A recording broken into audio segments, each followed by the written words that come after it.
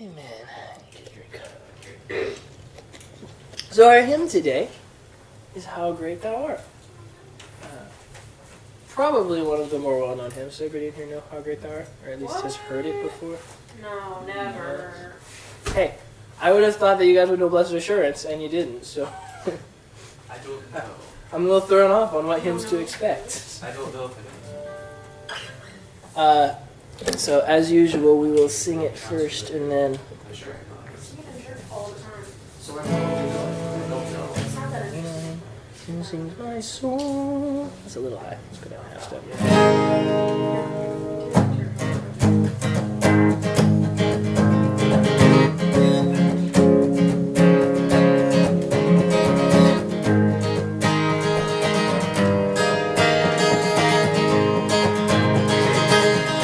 Oh Lord my God, when I in awesome wonder consider all the worlds thy hands have made, I see the stars, I hear the rolling thunder, thy power throughout the universe display. Then sings my soul, my Savior God, to thee. How great thou art, how great thou art. Then sings my soul, my Savior God, to thee. How great thou art, how great thou art.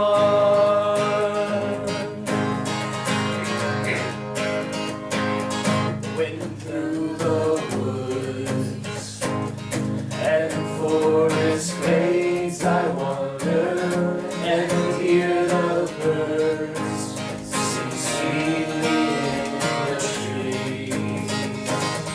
When I look down from lofty mountain grandeur and see the grove and feel the gentle breeze, and sings my soul, my Savior God, to thee. How great thou art, how great thou art. Then sings my soul, my Savior God, to thee. How great thou art, how great thou art. And when I think that God his Son not sparing sent him to die, I scarce can take it in.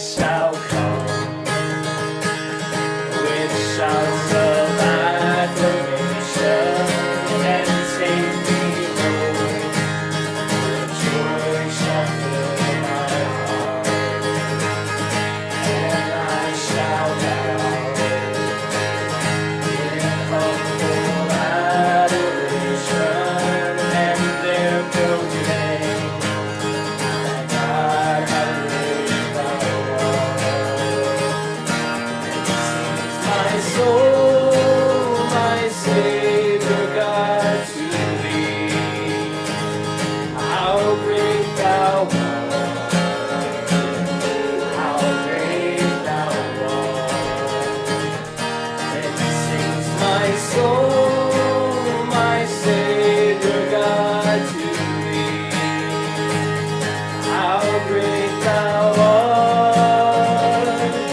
How great thou art. You might need to do the how great thou art. What? Have you heard that when you sing how great thou art, like just by itself, like 3 or 4 or 10 times, something like that? Oh, yeah. How great thou art. Something like that. Promise Keeper's version? Yeah, I don't know. I just Yeah. I'm familiar with that. Cameron, Seton Mitchell, did you just eat the rest of my pie? You have no proof. I saw Nathan Brenner bite. Actually, Make no, sure no. it didn't happen. I was right. The camera wasn't even pointed on you. You can't. There's no proof. Okay. Children, Let's he walk ate my through. pie! No proof. Make sure it Let's- didn't happen. Let's make sure we understand the song we just sang. So much. O Lord my God, when I in awesome wonder consider all the worlds thy hand hath made. That's an introductory phrase, not a complete sentence. What's he saying with that? You made a lot of stuff. And I can look at it. Made a lot of stuff. When I think about what you made? Wow, it's all so cool. When I think about what you made, No. and I see the stars, and hear the rolling thunder, and think about thy power throughout the universe displayed, main thought, Awesome wonder. Then my soul sings. my soul sings. And what does my soul sing? My favorite guy to do how great thou art. God, you're awesome. Yeah, how great thou art, how great thou art. God, you're awesome. We'll wait until all the rest of Wait it. Hey, until they children. stop congregating at the water. I'll eat it. I said I'll eat it. She can't have me. So I eat it. You made it. Then I Guacamole. Ate my pie. I give up now. I'm just gonna eat Fresh this. avocado.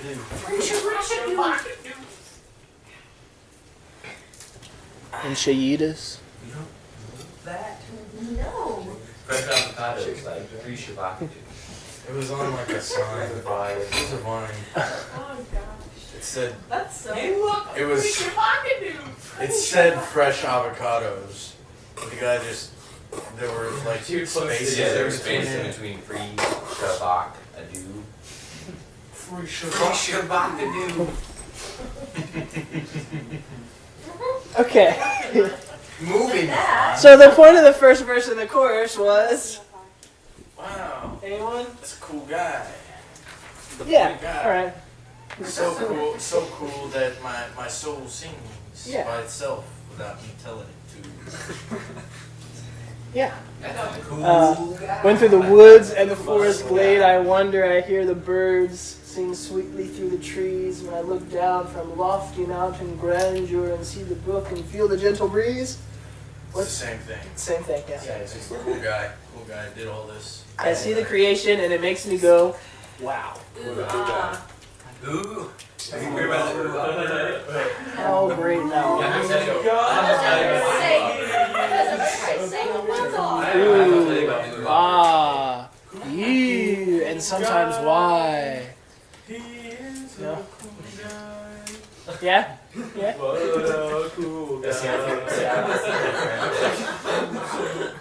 So cool. And when I think of God, okay, so this is where the thought changes a little bit. Okay.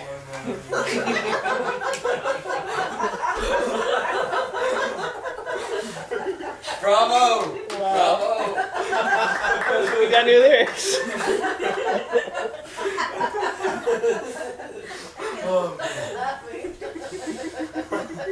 I'm sorry. And when I think that God, his son, not sparing, sent him to die, I scarce can take it in. That's a complete thought. What's the complete thought? He's like, He's affirming truths written in the Bible. Yeah, he's what- like, why? Telling them. Yeah, I scarce can take it in, meaning I'm floored. I can't comprehend it. That God would send his son to die and not spare him. Right. Doesn't spare him from the cross. That on that cross, my burden gladly bearing, he bled and died to take away my sin. How might you summarize that in one word? Jesus was happy to do it. Atonement. That's not what we're on board. Atonement, yeah. Jesus was happy to do it, yes. That's three. I was thinking gospel, but That's 4 words. What, did someone say in 3 words or something? I said in one word. No, I didn't. That's all right. Yeah, I was thinking gospel. That's the gospel, essentially, right? Christ died to take away your sins.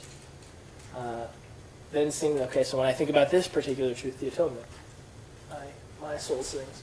And then lastly, when Christ shall come with shout of acclamation and take me home, what joy shall fill my heart. What's he talking about now? Resurrection.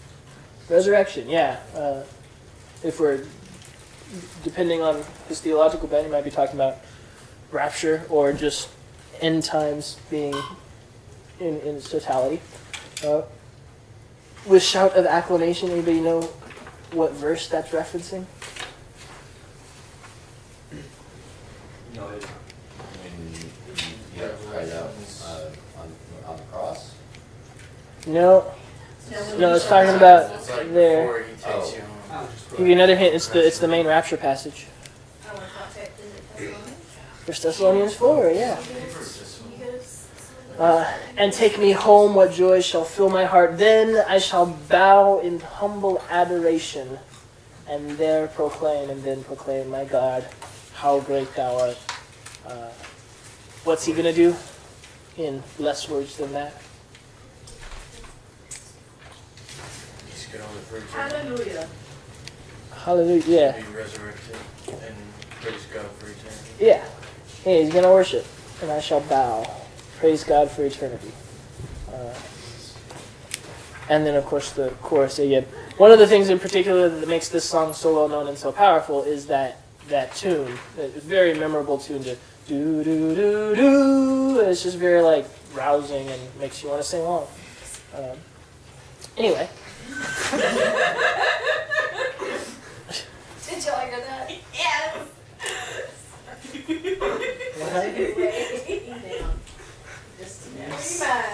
Okay. I'll pretend I don't know what you're talking about.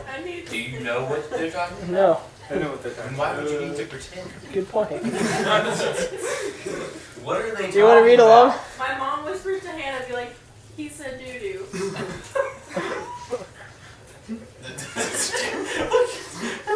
Did I say doo-doo? It's like popping.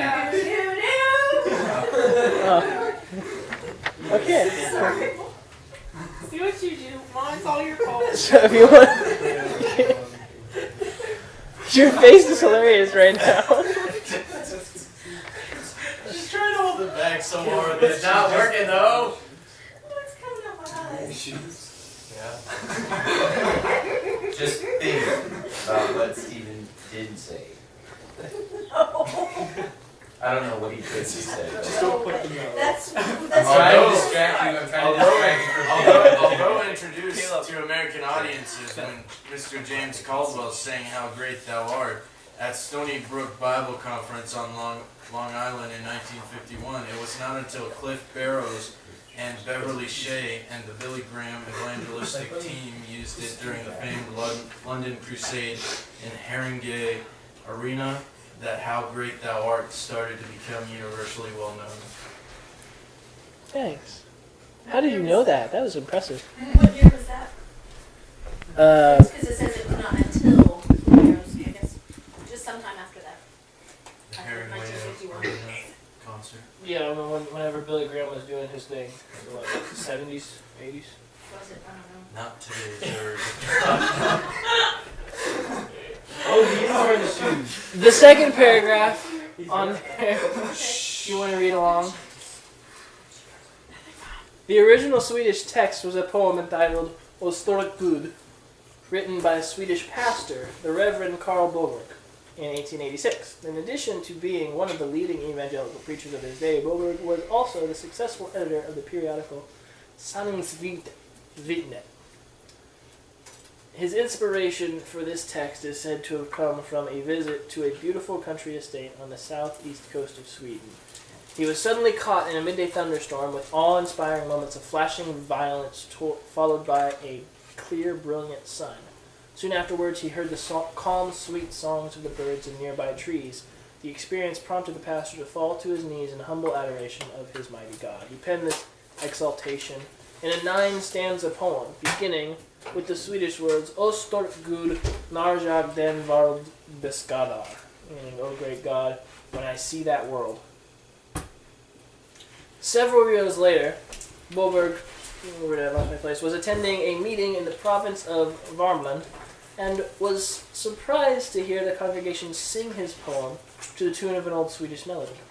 It's unknown how the poem got out. Yeah. The subsequent history of this hymn is most interesting. It is thought that soon after Boberg's version, the text was translated into German by Manfred von Glenn and entitled Wie groß bist du, How Great You Are, or How Great Are You. Later in 1925, the Reverend E. Gustav Johnson of Brooklyn Park College, Chicago, made the first literal English translation from the Swedish text. This translation is quite different from the text that we know today, but may still be found in some hymnals. Johnson's literal translation of the Swedish text is entitled, O Mighty God, When I Behold the Wonder. In 1927, I.S. Plekhanov came upon the German version and translated it into the Russian language. In 1933, the Reverend S.K. Hine and his wife, English missionaries, were ministering to the people of the Ukraine. It was there they learned the Russian translation of O Stort Gud from a congregation of Ukrainians. They remember singing it as a duet in the dark, unevangelized places, and then the telling effect it had on the unsaved. The thought of writing original lyrics to this song did not then occur to them. That was to await their crossing into subcarpathian Russia, where the mountain scenery was to play its part. The thoughts of the first 3 verses in English were born, line upon line, amid unforgettable experiences in the Carpathian Mountains. The 4th verse was written later in English. Thus, inspired partially by the Russian words, partially by the awesome wonder at the sight of all the works thy hand hath made, the thoughts of the first 2 verses sprang into life in English. The 3rd verse was written during further evangelistic work in Russia. When war broke out in 1939, what war are we talking about? WW2? Yep. It was necessary for Reverend Hine and his wife to return to Britain. Now armed with these 3 verses, the writer continued his gospel campaign during the Blitz years. The 4th verse did not come until after the war.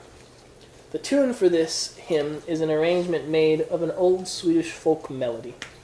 With his original lyric and his arrangement of the Swedish folk melody, Mr. Stuart K. Hine published what we now know today as the hymn How Great Thou Art. I think the history of the translation of the hymn is interesting. From Swedish to German to Russian to English. And there's another English version out there that's closer to the original poem. The Nobody Oh My really knows. God, When I Behold the Wonder. Yeah.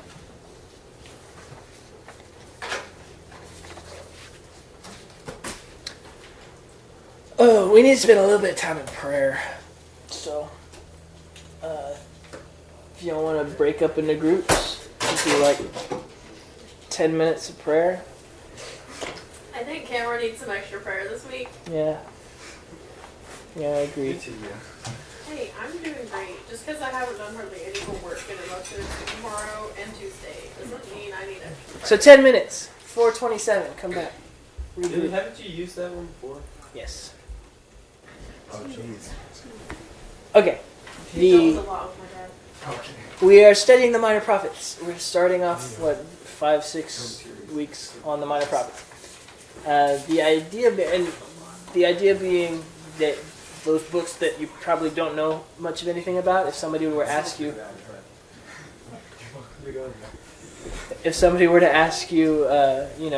what's Haggai about, and you, First I time have you no even say idea. it. yeah, Haggai is how I was taught. It's actually Haggai, but I was about to say, I've heard it like 2 or 3 different ways. Oh, am I okay? Is it safe to go in, Caleb? I just want to pee. Oh, okay. You didn't use the rest of my toilet. so does anybody here know what Haggai's about? No. Who Haggai was? No. What he Minor did? prophet. He was a minor prophet. Yeah. I'm pretty sure he was a He minor prophet. obviously prophesied about something. Yeah. He did prophet. Yeah, he did prophet. So ideally, once this 6-week series is over, you would be able to answer that question somewhat confidently. Oh yeah, Haggai. He was one of the post-exilic prophets who was overseeing the rebuilding of the temple in Jerusalem after the exile.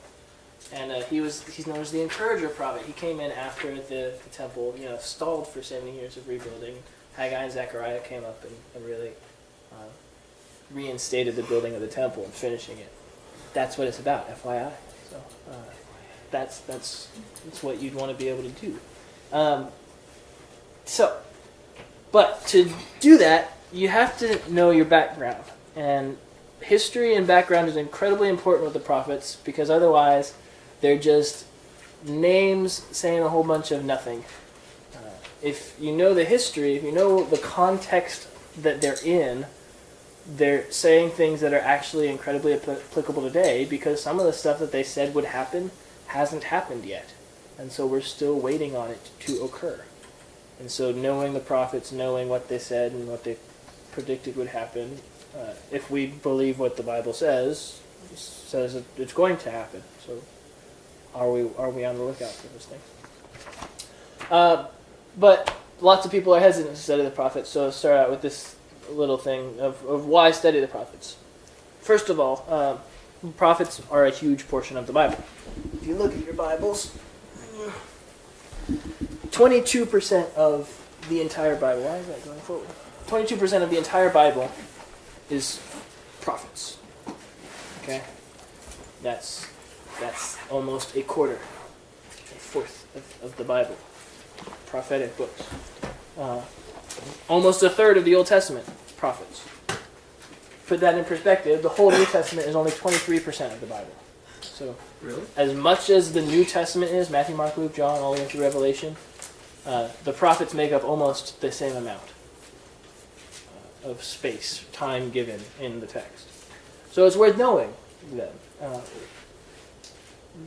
They teach us about God and how he interacts with Israel. That's something to really key to remember, is that the prophets are interacting with Israel in a particular historical time. These are the books of the Bible, which I don't know if you guys have never seen this. Does everybody here know the books of the Bible? Like, if I asked you to recite them, could you do it? I can sing. I know most of them. Like Who? Okay, wait. Your song, 43 of guys. them. I can sing. Somebody who I want you to recite it without singing. So you can sing it in your head, but I want monotone recitation. How far do we Can you have do to go? Just as The far whole as we can Bible. go? Oh. All of the Bible. I don't know. I'll mumble a few of them, but I think I know. I knew them as So I definitely would need Bible to write it Yeah. down. Okay, Denise is gonna do it. Let me hear it. I'll try not to sing it. Okay. Genesis, Exodus, Leviticus, Numbers, Deuteronomy, Joshua, Judges, Ruth. 1st and 2nd Samuel, 1st and 2nd Kings, 1st and 2nd Chronicles. Ezra, Nehemiah, Esther, Job, Psalms, Proverbs, Ecclesiastes, Song of Solomon, Isaiah, Jeremiah, Lamentation, Ezekiel, Daniel, Hosea, Joel, Amos, Obadiah, Jonah, Micah, Nahum, Habakkuk, Zephaniah, Haggai, Zechariah, Malachi. Nice. That's a good Old Testament. All right. New We know Testament. the New Testament too. I know, yeah, I I say know the we. New Testament. She knows it. I definitely don't know it. Does somebody else feel confident on the New Testament? Maybe, I don't know. You got this, Josh. Go for it. We'll help you out. We'll give you Uh, clues. Matthew, Mark, Luke, John, Acts, Romans. Wow. Is that far? Oh yeah, wait. Matthew, Mark, Luke, John, Acts, Romans. You said 1st and 2nd Corinthians? 1st and 2nd King? No? That's Old Testament. Oh, 1st and 2nd Corinthians. Galatians, if you okay, keep going, Caleb. Galatians. Philippians, Colossians. Did we say Hebrews? Hebrews 9. James, John. Titus, Timothy. Forget about Thessalonians, guys. 1st and 2nd Thessalonians. 1st 1st and 2nd Timothy. Titus, Philemon, James. Hebrews, James. Founder of the 1st and church. 2nd Peter. 1st, 1st, 2nd 2nd, Peter. 3rd John, Jude, Revelation. 1st, 2nd, 3rd John, Jude, and Revelation. I Okay. don't remember ever hearing Obadiah or Obadiah is Old Old Testament. Testament. Okay. Philemon is New Testament. I think it's incredibly helpful to memorize the books of the Bible, but one of the ways to do it is to know what's in them. If you know what's in that book, you know what it's about, you can place it where it goes in the Bible. If you have a picture associated with, there was Ezekiel was that guy who was a prophet, and he was in the exile, and he God told him to live naked for a while. That puts it somewhere, and you put it into the prophets. Okay. Whereas 1 Thessalonians, that's a letter that Paul wrote. Okay, put it with the Pauline epistles, that sort of thing. The groupings are very helpful, I think. So everybody say them with me. We're going to say them in order. Genesis, Exodus, Leviticus, Numbers, Deuteronomy, Joshua, Judges, Ruth, 1st and 2nd Samuel, 1st and 2nd Kings, 1st and 2nd Chronicles, Ezra and Nehemiah, Esther, Job, Psalms, Proverbs, Ecclesiastes, Song of Solomon, Isaiah, Jeremiah, and Lamentations, Ezekiel, Daniel, Hosea, Joel, Amos, Obadiah, Jonah, Micah, Nahum, Habakkuk, Zephaniah, Haggai, Zechariah, Malachi, Matthew, Mark, Luke, John, Acts, Romans, 1st, 2nd Corinthians, Galatians, Ephesians, Philippians, Colossians, 1st, 2nd Thessalonians, 1st Timothy, 2nd Timothy, Titus, Philemon, Hebrews, James, 1st Peter, 2nd Peter, 1st John, 2nd John, 3rd John, Jude, Revelation. I said 3rd John twice. 1st, 2nd, 3rd John. It's 1st John, 3rd John, 3rd John. Colt. You notice a couple of the groupings that I did. Judges and Ruth. 1st and 2nd Samuel, 1st and 2nd King. But over here I kept them separate. You know why? Because Anybody? they're different. They're They're just talking about different different things. things. It's not history. They're not congruent. Because It's not in the those history were like category. successive, and the other ones were at different times. They were separated by something. Not really. I mean, in terms of how they were written, yes. In the Hebrew Bible, Samuel's one book, Kings is one book, Judges and Ruth are one book, Jeremiah and Lamentations are one book, Ezra and Nehemiah are one book. So this is how the Jews organized their text. Each line is one book in there. So if you're, that's the original text. We in the English text split it up. First Kings, 2nd Kings, 1st Chronicles, 2nd Chronicles, and it was because of the scrolls. You fill up one scroll, you go to the second scroll, and you start with the next book. The minor prophets, all 12 of these would have been one book in the Hebrew Bible. It would have been the major prophets: Isaiah, Jeremiah, Lamentations, Ezekiel, Daniel, and then the book of the 12, or the minor prophets. Yeah. So if you remember that, you remember how many minor prophets are there. How many are there? 12. Because it's the book of the 12. Ways to remember that. I would highly encourage you to memorize the books of the Bible and to know where they come. Did you give us that list the way that's broken down, or no? I did not. This Okay, is just just on checking. my PowerPoint. Okay. If you Google it, you can find lots of pictures of almost exactly that. With that breakdown. Isn't your PowerPoint on your thing? Yes, it will be. So yeah, you can download the PowerPoint on this. Why do we study the prophets? Continuing this question, they're relevant. They often have timeless messages. Example, Hosea's appeal for purity and God's indestructible love. You guys might know Hosea. Anybody know what Hosea is about? Anybody other than Denise? No. No. Hosea is the one who God told him go marry. Oh yeah, and then she leaves him over and over again, right? What? Gomer. Yeah, God tells Hosea go marry a prostitute, Gomer, and she is unfaithful to him. And the first half of Hosea is this whole story about God telling Hosea to go marry a prostitute who is unfaithful. And it's this picture of God and Israel. God being represented by Hosea, Israel being represented by Gomer the prostitute. And Hosea goes and buys Gomer back out of prostitution, out of slavery. So this little graphic I found, actually I think is pretty good. Each picture sort of, if you have really good eyes, you can. Not even then.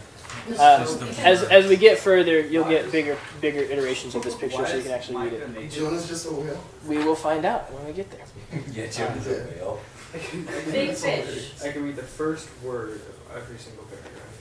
Good, so you can read the name. Yeah. Read name, yeah. Not of the one that's like in green. Yeah, I can read Yeah, that. with skateboards. I can read Uh, that. Joel, With the L. and then these are some of the timeless messages that you can find in some of the minor prophets, and we'll be encountering them all over the next few weeks. And so you'll know this kind of stuff like the back of your hand by the time we're done. You can read through Can't that wait on your for own time. Jeopardy. Can't wait for Jeopardy, right? Oh, Y'all have the same staff. We have to get Josh. You have to get Josh back. Why else in the New Testament times, in the church times, why study the prophets? Why bother? They tell us a lot about Jesus. They tell us a lot about what he did do in the first coming that confirms that he is the Messiah. And they tell us a lot about what he's going to do in his second coming.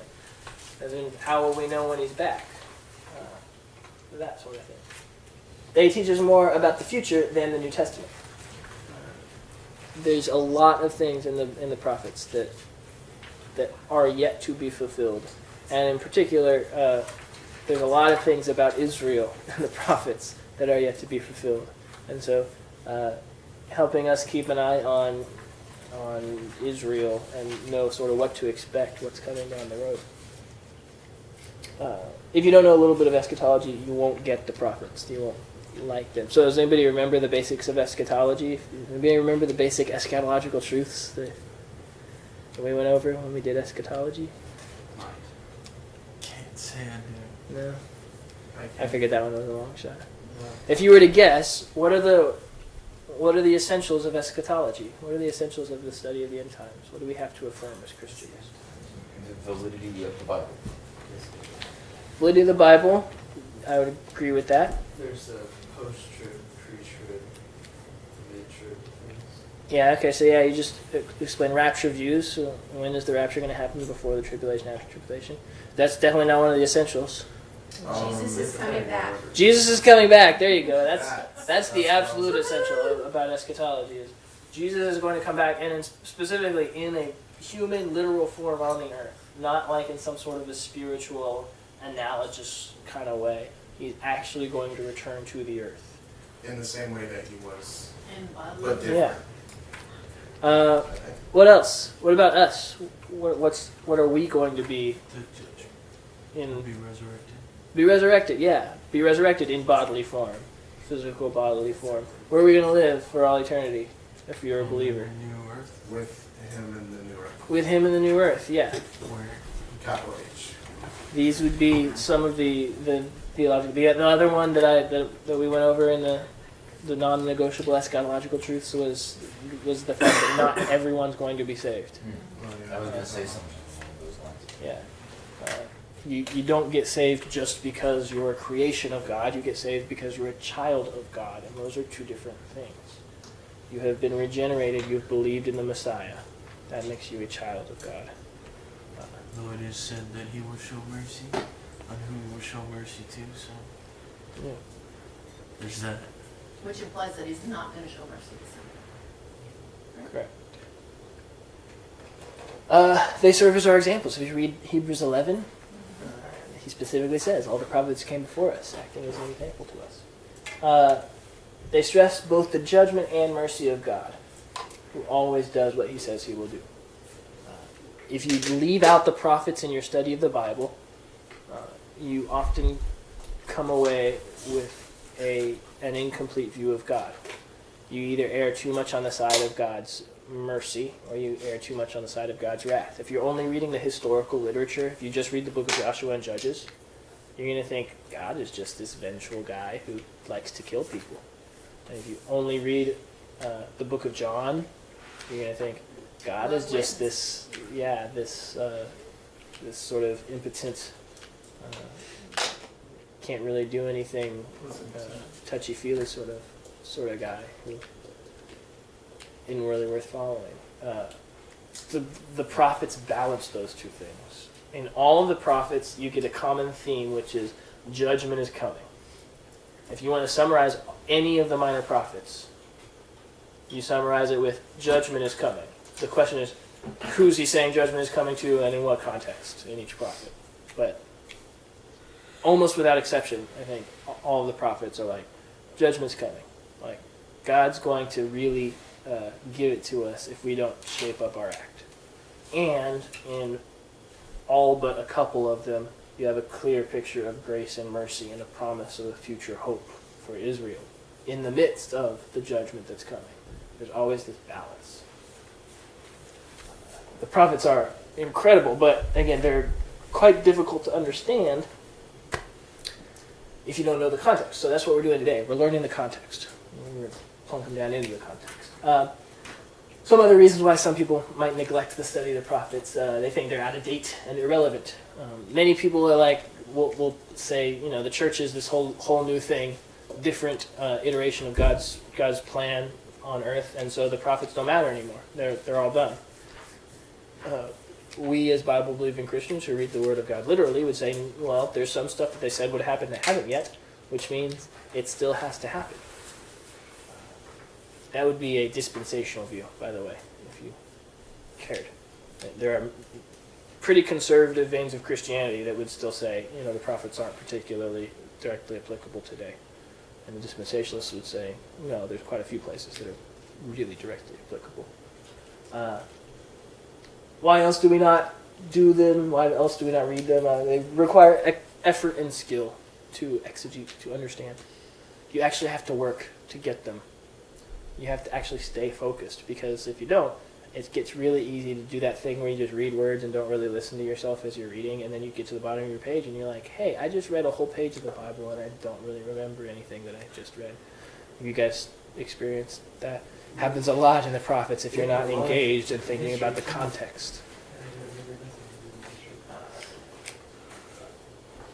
Some believe that they are already fulfilled and never will be fulfilled, so why bother with them? I already said. Modern church doesn't like the message of the prophets, too. The modern American church is not particularly friendly to the idea of a God who is sovereign, righteous, and judges people. No. Doesn't the Bible say, judge not lest you be judged? We don't need to read about a God who does all this judging. That would be harshing my mellow, bro. Wonder who they think is going to do at the end. Exactly. Better God than Only other good humans. vibes. Yeah. Only good vibes. Seriously. Another little test for you. You go to the third page. This thing? Can you fill in the timeline? You guys remember this thing?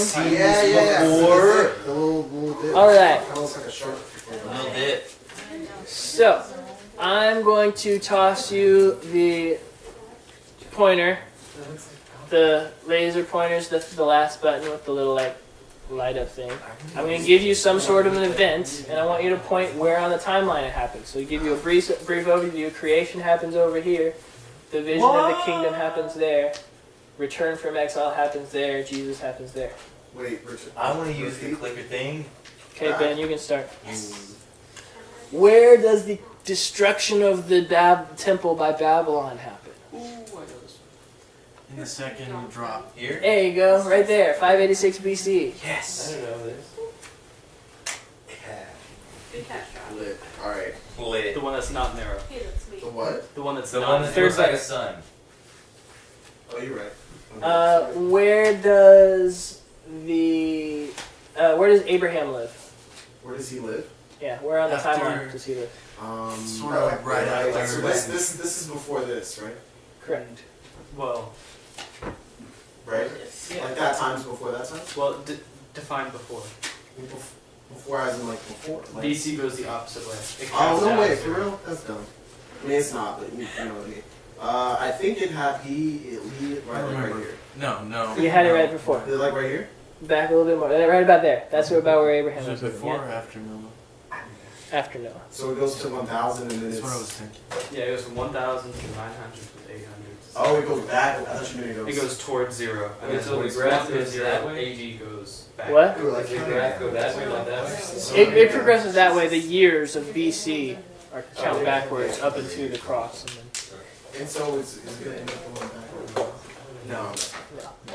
somebody else. No, that's... Good job, Josh. Where does Solomon's reign occur? After Abraham. Nope. No. Nope. Okay. It's the first king. First king. It'd be right before the split. Solomon's the First second king. king. Solomon's He's the the fourth second? king, actually. He's a Oh, fourth king? Most people think he's the third, but he's the fourth. Right there. Because right after Solomon's reign, the nation divides. We're going to go over all this in just a second. I just want to see about where you go. So I knew it was. here would be more It was some Assyria. That'd be, so, yeah, so give me the pointer back. Like, Yeah. You got under- Taunton. I was trying not to throw it. Oh, this is the USB. Oh, quick Yeah. shout out to Steven Shirk. This is all amazing. Thanks. So, this is the basic timeline, okay? Creation happens, and then most of Genesis takes place right here. Yeah? You've got creation, then the Tower of Babel, then creation, then the flood, then the Tower of Babel, then Abraham. And then we start following Abraham and his descendants, yeah? Who's Abraham's son? Isaac. Who's Isaac's? Another guy. And then Yeah, he son. said, Father Abraham. Who's Isaac's son? Jacob. Jacob. And Jacob and Esau, and who are Jacob's sons? He's got 12. The bunch The of 12 tribes of Israel, right? And then we start following Israel all through here. Israel goes into what exile first? Right around here. At the end of the book of Genesis. Exodus. Right before the Exodus. Oh, the 400 years? Egyptian. Egyptian, right? Oh, yeah. End of the book of Genesis. All 12 sons are living in Egypt, and Joseph is second-hand man. Yeah. They come out of Egypt, and they got the Exodus, and then they go, and Moses gets what in the wilderness? The Ten Commandments. It's a burn. Well, the Yeah, the 400 law. commandments. Oh, wait, you said those right. 600. We're going real fast. So we're in the book of Exodus right now. He gets the law. He returns. Try to get back into the nation of the land that they're promised. But what happens? They build a golden calf. Moses is like, no, or God's like, no, you messed up. So. Yeah, and so they wander. And then, so that brings us up through Leviticus, Numbers, Deuteronomy is the wandering. What happens right after the wandering, after Deuteronomy? Enters. Joshua, the book of Joshua. What does he do?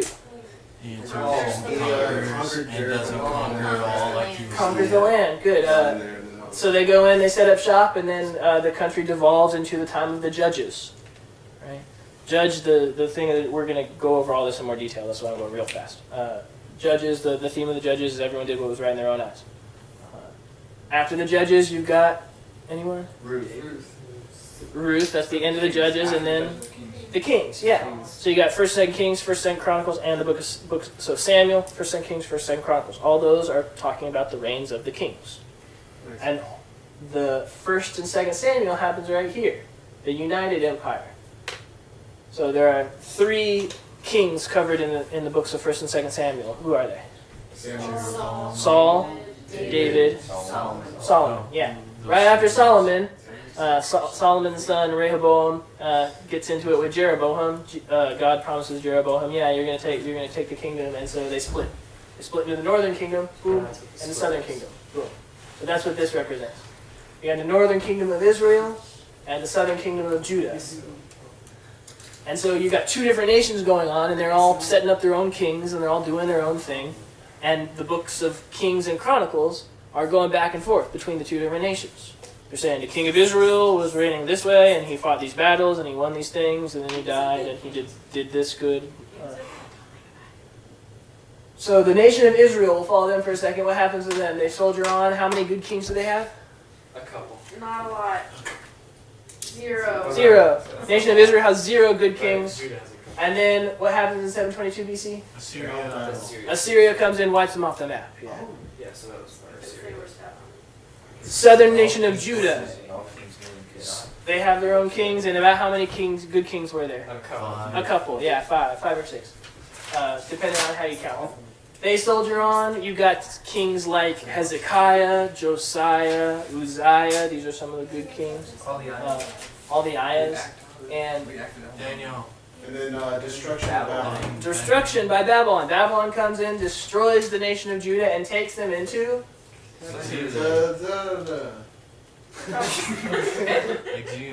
exile. Yeah, this is the Babylonian exile.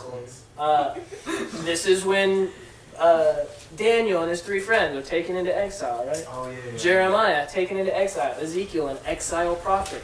They're living in the nation of Babylon right here. And then, what books detail the returns from Babylon? Back to Ezra and Nehemiah. Ezra and Nehemiah are about what happens, how do they get back into the land of Israel.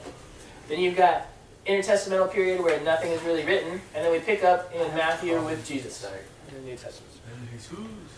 If you know what this line represents, this will help your Bible study so much. When you see that this is one continuous story starting in Genesis and ending in Revelation, and it's following this one particular lineage, the lineage from Adam all the way down through the nation of Israel to Mary, producing the Messiah, Jesus. One story, one line that you're following to get to Jesus from the beginning of the book. So we're going to go through this history in a little bit more detail. But in here, who's reigning in Israel and Judah in here? What kind of government have they set up? Kings. So the kings are, Was the top one Judah or Israel? Top one is Israel. Okay. Yeah, if you just think north and south. North is Israel, south is Judah. And hopefully when you see the map, that'll clear that up. Stephen, Is this it is Judah less of a around? timeline and more of a chronological organization of the books. Yeah, because it's not to scale. That's what. Isn't Judah still around? No. No. Well, I mean, sort of is. I mean, They're not together. the Jews Is that there like a geographical place called Judah? no. There is the Syria. Oh, never mind. I'm thinking of Jordan. Never mind. Jordan. While the kings are reigning in this time period, they're doing the government side of the nation. Who's doing the religion side of the nation? Priests and Levites, types of priests. Who's speaking for God? Prophets. So again, throughout the books of Samuel, Kings, and Chronicles, you get all these stories of the king was talking, and then the prophet Isaiah came and spoke to King Uzziah. The king was reigning, and then the prophet so-and-so came and spoke to King so-and-so.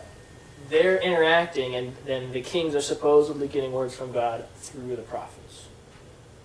And Is there an easy way to remember which ones were prophets to Israel and which ones were prophets to Judah? easy way, no. No. I gave you the next page. So this packet is full of essentially reference material for you. Great, thank you.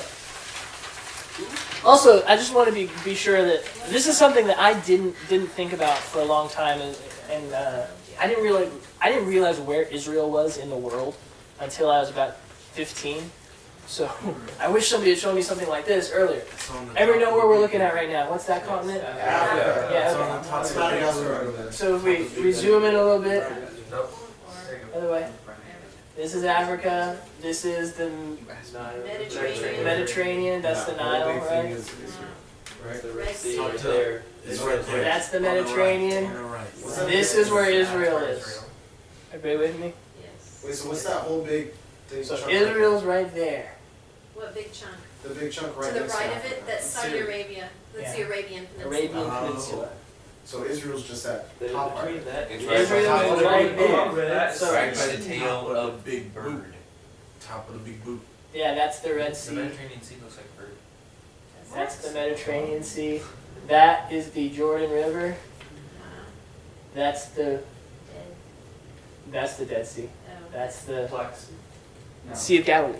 Oh. That's Right, Black Sea. Black Sea. Black Sea. Black Sea. Right there. Wait, Steven, zoom out real quick. Are most of the seas that were See, mentioned the Mediterranean Sea look like a bird. That's funny, Ben. Yes. I see what Ben. You're funny. I got it. Wait, what are you pointing at? Do you know what I'm talking Yes. about, See? Steve? Explain to Denise. It doesn't look like a bird to me. Where's the face? What doesn't look like a bird? It looks more like a dragon than a bird.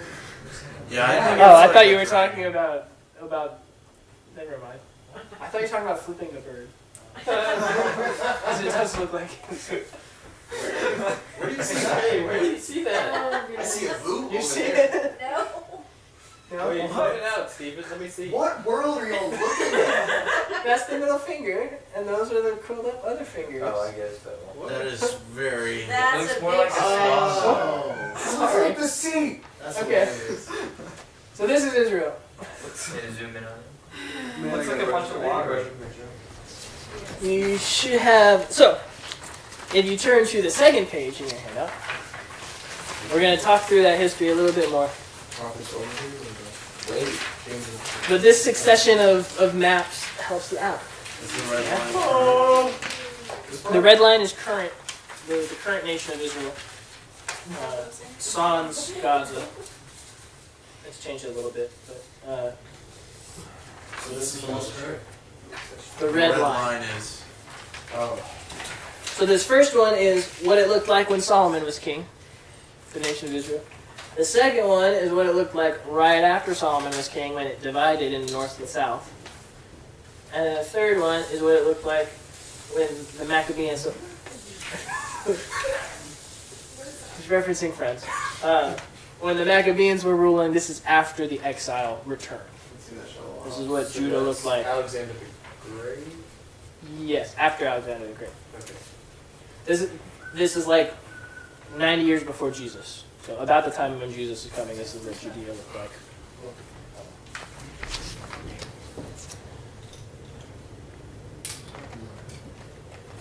Again, putting the history together. Oh, sushi sales. I know. Is that on the top? Yes. So, yeah, you got Abraham up here, right? The sacrifice of Isaac. Then you got Moses. You got Joshua conquering the land. And then you got the judges. Who's that? Samson. Samson. If you get out your Bibles. Samson. Moses. Oh, my Bible's already. Moisés. Moses. Ocean Man. In your Bible, flip to like the very first page where it says contents, and it lists all of the books. Or if you're doing this electronically, go to where you click on the book that you want to read. Oh, okay. The Bible, yeah. Or just look at the list. Okay. This is essentially the first 7 books of the Bible. Is this summary right here. Okay, Genesis, and I want you to be able to pick up in the story. I don't expect you to know everything that happens in Genesis because there's a lot of stories in Genesis. I want you to be able to pick up and trace the history of Israel from coming out of Egypt up until the exile. I want you guys to have that timeline or that series of events pretty clear in your minds. So, we're going to go through it a little bit more slowly. Coming out of Egypt with the Exodus. That's the book of Exodus, all right? So we're in book 2 now. Halfway through the book of Exodus, they have the wandering, right? You're not going into the land. Which should prompt the question, why do they want to go into the land? Yeah? Because it's the promised land. Milk and honey. Who promised it when? To God who? promised it to Abraham. God promised it to Abraham. And what land did he promise Abraham? The land between the Nile and the Euphrates. The land between the Nile and the Euphrates. And what book? What chapter of what book does that happen in? Genesis chapter something. This is chapter 7? 15. No. 15! 12, 15, 17, 22 are the 4 times that the promise is repeated to Abraham. So, that's why they're going into the land. They get rejected and so they wander. And so that's what Numbers is about. The book of Numbers is the wandering. You know, the 40 years, we didn't have a lot of fun in the desert. We didn't have a lot of Fun fun in the sand. That is, they're singing about the book of Numbers, okay? The not a lot of fun that they had in the desert and in the sand. We're tired of bread. We don't want bread. Deuteronomy. What's the book of Deuteronomy about? All the people of laws. It's the second It's telling the of laws. the law. It's the second telling of the law, right? So you had Exodus, you come out and you start giving the law. Leviticus, you get the whole law. Numbers, we start telling the history of in between when they're wandering. And in Deuteronomy is the retelling, the second telling of the law. So what Deuteronomy is come from Greek word, deutero, two, nomos, law, second law. Second telling of the law.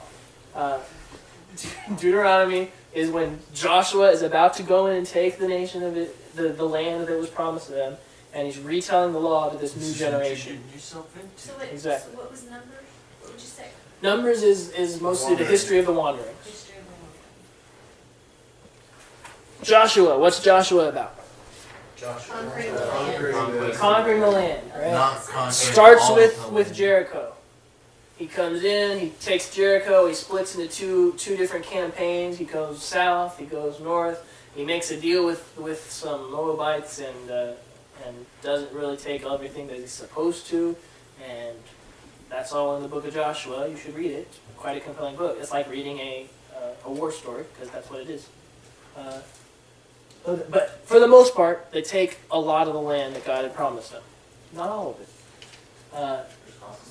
And so they set up their nation. They're like, all right, we are a nation. We are Israel. So they're set up right here. He comes across, conquers Jericho, comes down, conquers the south, goes north, conquers most of up here.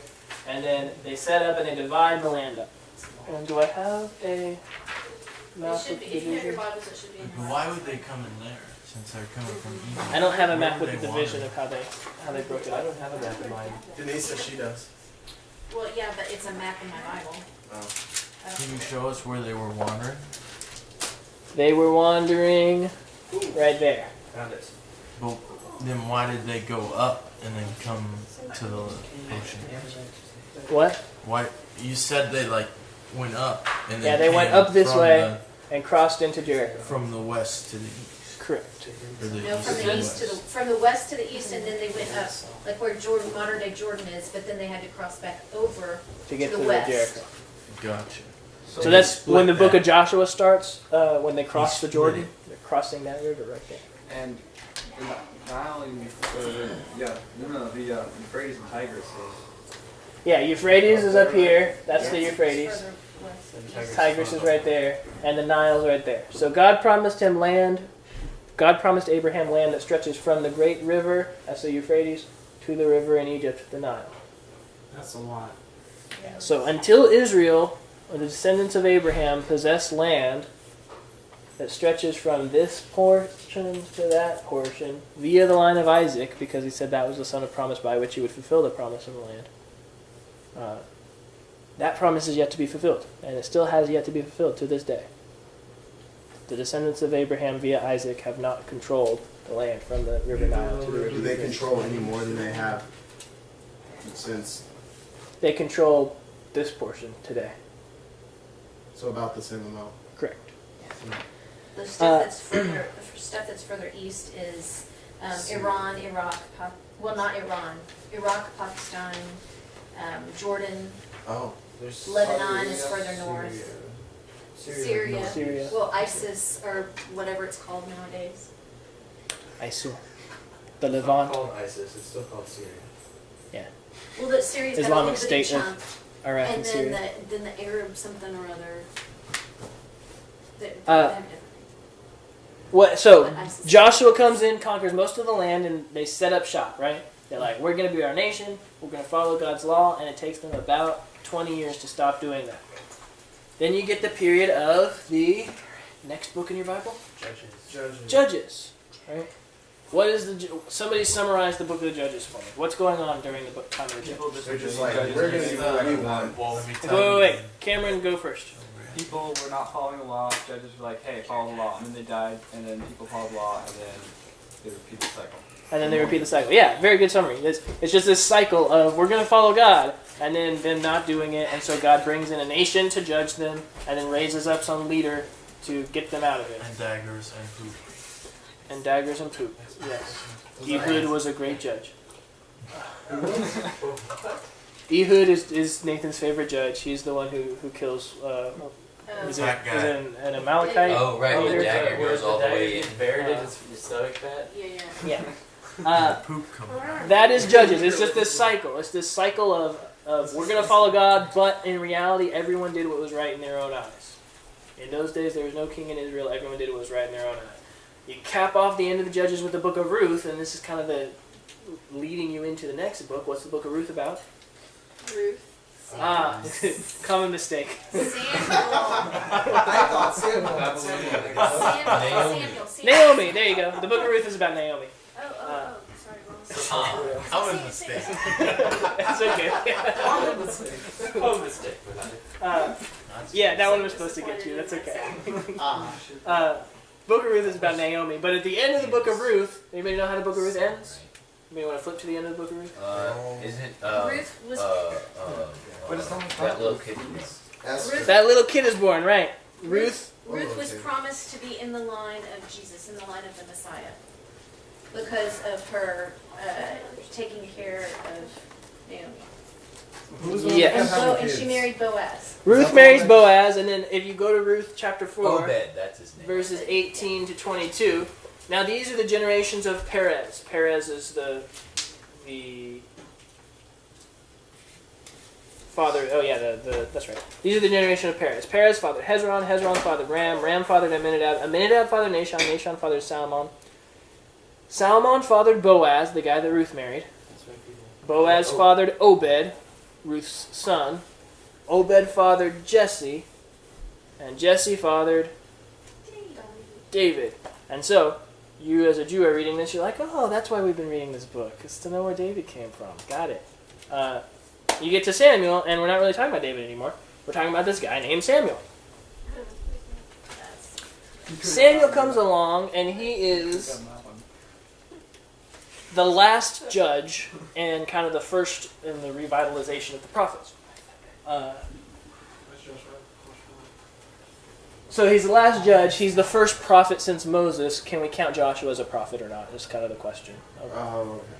It's like, generally speaking, his character was more defined as conqueror than prophet. But he did do prophetic things. But Moses specifically calls himself a prophet of God. And so that's why I say first prophet since Moses.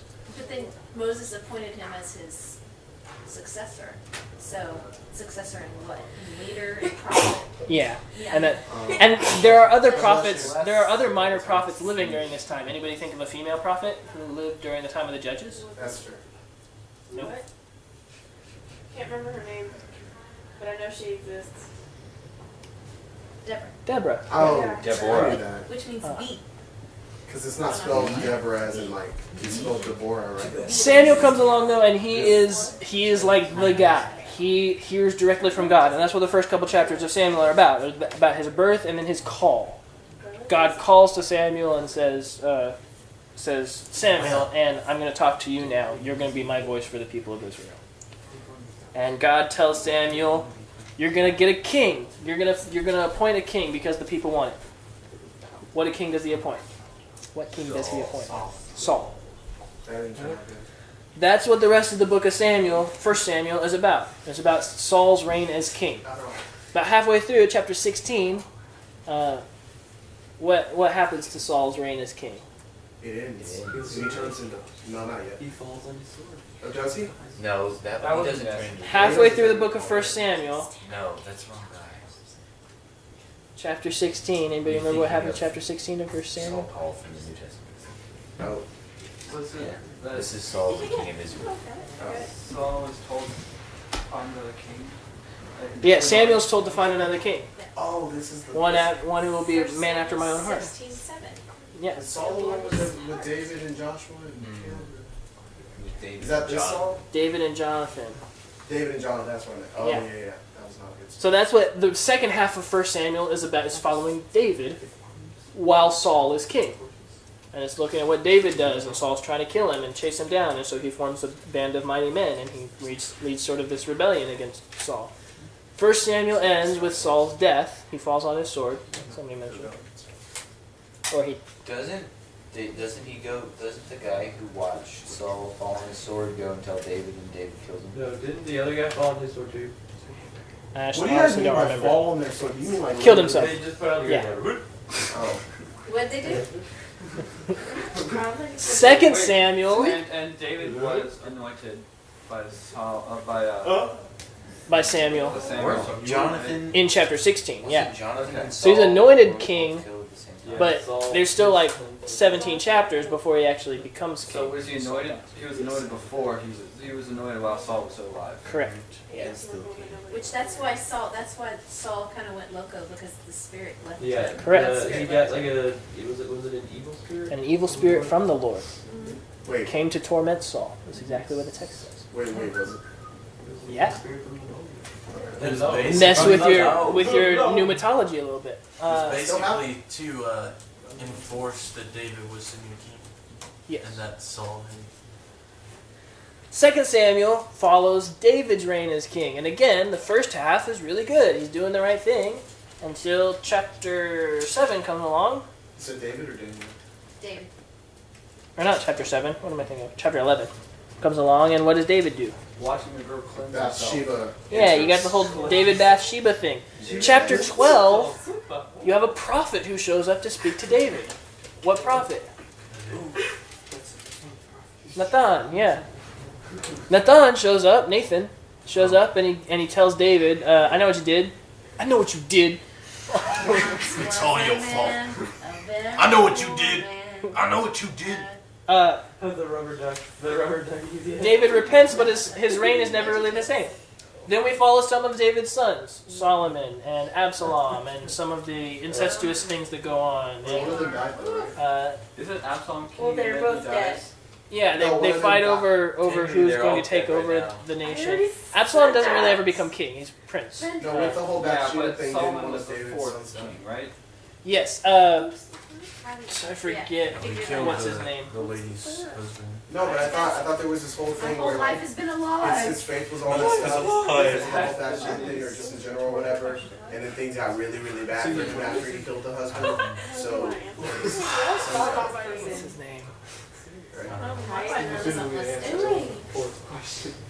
There's the son of Saul prior to David becoming king takes over the nation as king for about a year and a half. Oh, okay. Isn't that the story No. about the guy's head being caught in the twigs? No, that's Absalom. That's Absalom. That's David's kid. Okay, so the third king is David. The third king is David. Yes. I always forget his name. And nobody really ever counts him as an official king, but technically he was. Okay. Now I gotta find out. 2 Samuel follows then David to his death. Or David, kind of to the end of his reign, but chapter 1 of 1 Kings follows David and his death. Then 1 Kings picks up with the reign of anyone?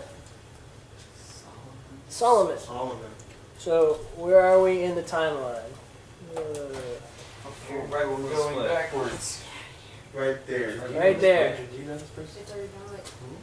So now, if you turn in your packets, Who was it? We turn it around? I don't think so. Someone just added me too. It was probably Teresa. That's who just added me. if you turn in your packets to the Kings of Judah chart, this is a great little reference thing. It's got a lot of information, so I wanted to walk you through it just briefly. It looks like this.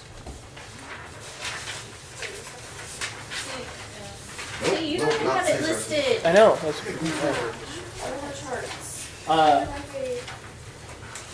the dates are all, I mean, they're, according to certain historians, the dates are a little bit negotiable. But what this does is it tells you the king of the particular nation. Notice that, so Judah over here and Benjamin went with Judah in the south. 10 tribes in north that became the nation of quote-unquote Israel. And then it follows the king in question. So, It Yeah. shows number 9, Amaziah. He says he was a good king. If I remember correctly, wasn't he praising the Edom's idols? I don't remember, but I can check. This is where I start getting a little fuzzier. Just a lot of names. But I can check for you. Jehoiachin was only 3 months. Well, is Uzziah the same as Amaziah? No. So what does that mean? Why does it have a Amaziah in parentheses? It has Azariah. Azariah, that's what I meant. Oh, you're right. It's different people. Rehoboam and Jeroboam are the first 2 kings of the divided nation. Rehoboam is Solomon's son, so he takes over Judah in the south. and Benjamin, tribe of Benjamin. This one has the breakup of the nation. So you can see Benjamin, Judah, and Simeon really. Reuben, Gad, Manasseh, Naphtali, Dan, Asher, Zebulun, Issachar, Manasseh again, and Ephraim and Dan are the 10 tribes of the north. You got these two different nations. Jeroboam takes over up here, Rehoboam takes over down here, and now we've got these two different nations soldiering along through history. And these are the kings, and this chart tells you the king, how long he lived, his character, and the prophet who was ministering to him. So I really like this chart, particularly for that last column. It helps you remember who are the pre-exilic prophets. If I say the phrase pre-exilic, do you know what I'm talking about? Pre-exile. Pre-exile.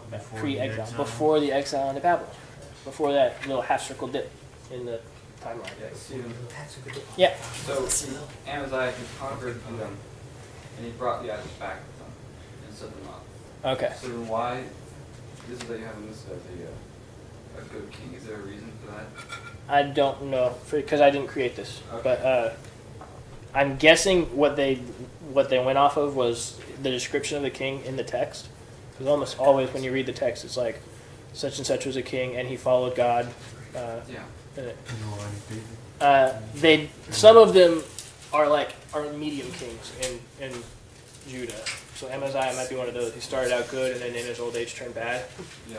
But they just went with, if anybody said he was good at all, they put good, even though he was a half and halfer. Okay. And then the last 5 kings of Judah, because the destruction of the destruction of Jerusalem by Babylon wasn't like this clear cut. Babylon comes in, destroys the temple, and takes over the nation, and everything ends. It's like there were 3 different assaults from Babylon on the nation, and 3 different exiles. So the way you remember them, the first one is Daniel, he and his 3 friends. The second one is Jeremiah, and the third one is the temple destroyed. Those are the 3 events to link with the 3 exiles. First Daniel, then Jeremiah, then temple. Yeah. I'm seeing a few glazed eyes. Is Daniel's 3 friends? Shadrach, Meshach, and Yes. Okay, you keep saying it, I was just clarifying. This other prophets overview chart, again, it sort of summarizes the prophets, I think, in slightly helpful ways. Lets you know their name, what their name means, when they were prophesying, most likely. Obviously, these are guesses. And then who they were talking to and where they lived. I think that one's helpful.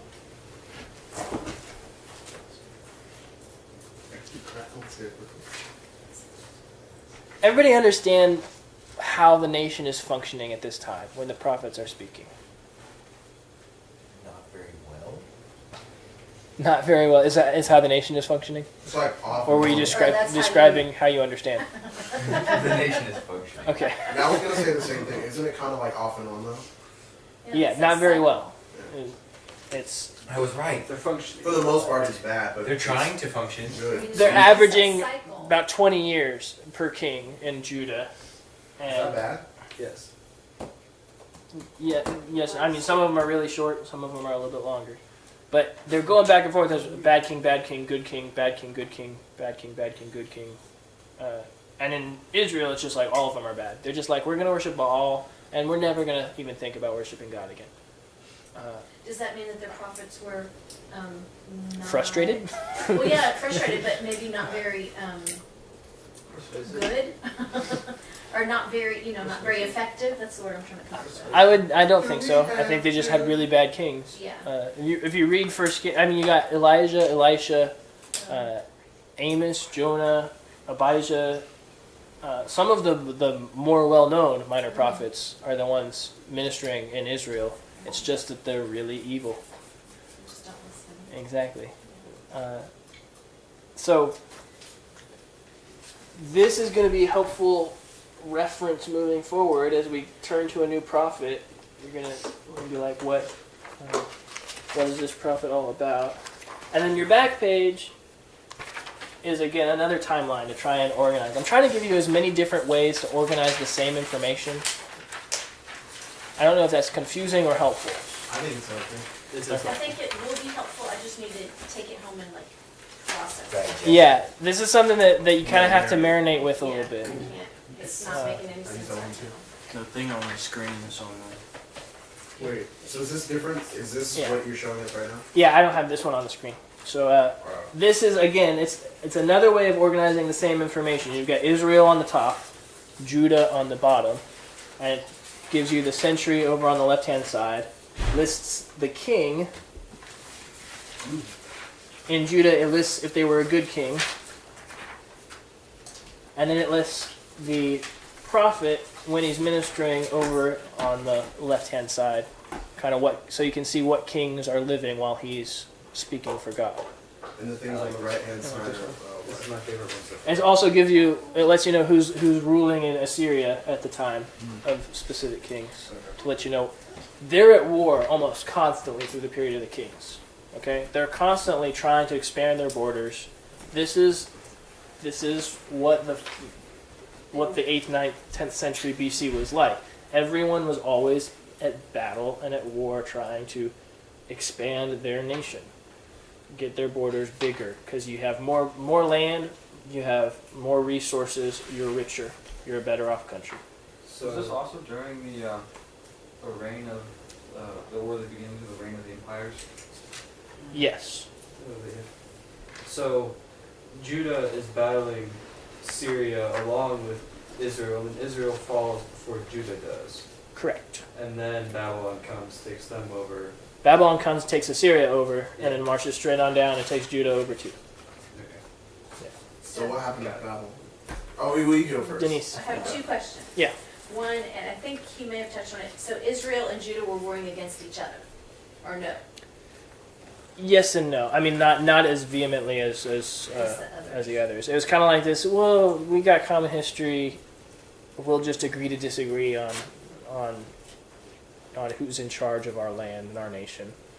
Okay. And then my next question is, I noticed that, like, the prophets are listed in both Israel and Judah. So, like, Obadiah, is he prophesying to Israel and to Judah? No, that's just to give you a visual of when. Oh, okay. More just timeline, not. Got it, okay.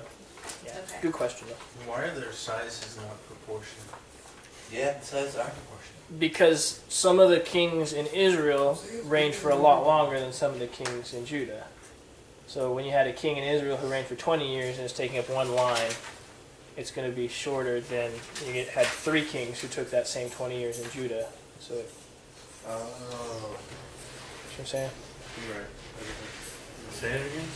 Because it's dependent on the kings, not necessarily the years. The actual So the amount size. of time that those prophets prophesied to certain kings. Correct. But so yeah, you notice how Obadiah is shorter in Israel's thing than in Yeah, that's rose. Yeah, see, Jehoram, Ahaziah, and Athaliah, they only reigned 8 years, 1 year, and 6 years consecutively, right? Whereas in the north, you have Jehoram and Jehu, who reigned 12 years and 28 years. So Obadiah is living during that time, but that time spans more kings in the south than it does in the north. Gotcha. I didn't realize it lined up with the ones on the right. I have another question. Sorry, I'm full. Yeah, no questions, Okay, you're good. so if you go back to the prophets overview page, that one that's you have up on screen, so does Obadiah, the first one listed, it says I know they divide up the prophets between Judah and Israel. Mhm. Is that dependent on who they're speaking to or where they're from? Usually, it's when you talk about who they're, whether or not they're a prophet to Israel or prophet to Judah, it's who they're speaking to, not Right. necessarily where they're from. Okay. Sometimes they would go across. Okay, lines. because I'm just like Edom and Nineveh Yeah. and okay. Yeah. So what's listed here is who they're speaking to, who their book is addressed to, Okay. and then home is where they're actually living. Oh, so so after, you said, Babylon, took over Assyria, right? Yeah. And you said they came down and then took over Judah. Yeah, so at the beginning, when you have the divided kingdom, Israel up here, Judah down here, you have Assyria growing as a nation up here. 722, they come in and take down the northern kingdom. The southern, they try to take the southern kingdom, and the southern kingdom resists and pushes them back. So then you have Assyria sort of running this whole show, including the area that used to be the northern kingdom for a couple hundred years. Babylon amasses its empire, and it goes on this rampage trying to conquer the whole world. And it conquers Assyria, and then comes down and takes over all the land that Assyria had, then comes down and takes Jerusalem. So that's the reason for that is topography. What is right here? Desert. So you follow the river. River means life. So they're marching up this way into Assyria. They take over Assyria, and then they march back down, following the coastline, and they take over whatever's here. But you don't usually go across the desert because you're going to die. Unless you're wandering for however many years. Yeah, their wandering took place right around here. So after that, And then what happens to did die, Babylon? except for That's two of them. After that, Babylon gets overtaken by Persia. Persia gets overtaken by Greece. Greece gets overtaken by Rome. And then it's the Roman Empire for... Then it's the Roman Empire for the rest of the New Testament. It's a long time. If this is new to you, this is overwhelming. Just take a deep breath. Just you marinate with the information. If this was a refresher for you, good. The more you refresh it, the better it sticks next time. These are sharp breaths, not deep I breaths. love this Sure. stuff, though. Sure. This chart in particular is your friend. It helps you keep the kings It straight. should have been there for my lesson. And so My last little bit of Mom. so I'm already over time, but my last little bit of conviction. If you're in this room, Yes. so listen. If these things apply to you, if you're in this room, you have been a Christian for more than 5 years. You're over the age of 17, and you Are you only speaking in terms of whole years? what does that mean? Because No. technically I'm older than 17, but I'm not yet 18. What is a whole year? Oh. no, you're at least 17. Oh, like how you haven't lived 18 years, but you're actually... I get it. So if you've been a Christian for 5 years or over the age of 17, and you know how to read, which I think everyone here does, Well, if you haven't read the whole Bible, You know what assuming does? You're slacking. if you haven't read the whole Bible, you're slacking more harshly. You need to seriously question how much you believe what you claim to believe. If you're claiming to be a Christian who says that God has spoken to earth, the guy who created the world and who will judge it one day, created the world and spoke through this book, and you've believed this for at least 5 years, have been able to read this whole time, and haven't bothered to get around to seeing what he said, you seriously question whether or not you actually believe it or if you're just fooling yourself.